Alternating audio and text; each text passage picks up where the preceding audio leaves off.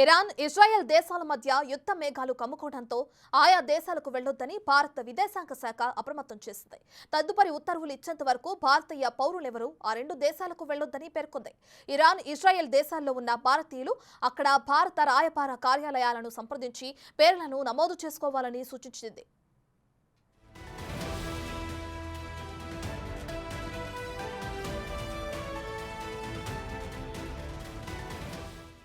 ఇటీవల సిరియాలోని ఇరాన్ రాయబార కార్యాలయంపై జరిగిన దాడిలో 13 మంది మృత్యువాత పడ్డారు.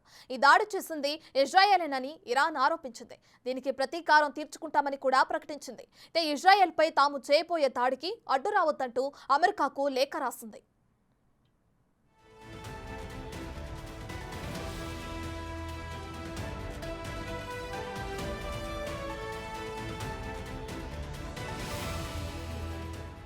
ఏ క్షణంలోనైనా ఇజ్రాయెల్పై ఇరాన్ దాడి చేయవచ్చన్న వార్తలు పశ్చిమాసియాలో ప్రకంపనలు సృష్టిస్తున్నాయి.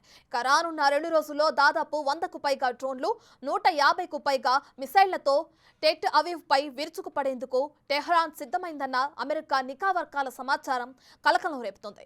మరోవైపు తాము ఎలాంటి దాడినైనా ఎదుర్కోవడానికి సిద్ధంగా ఉన్నామని ఇజ్రాయెల్ ప్రకటించింది. ఇజ్రాయెల్కు అగ్రరాజ్యం అమెరికా సంపూర్ణ మద్దతు ప్రకటించింది. ఇప్పటికే క్షిపణి విధ్వంసక యుద్ధ నౌకలను ఇజ్రాయెల్ సమీపంలోకి అమెరికా పంపింది. దీంతో ప్రపంచ దేశాలు అలర్ట్ అయ్యాయి.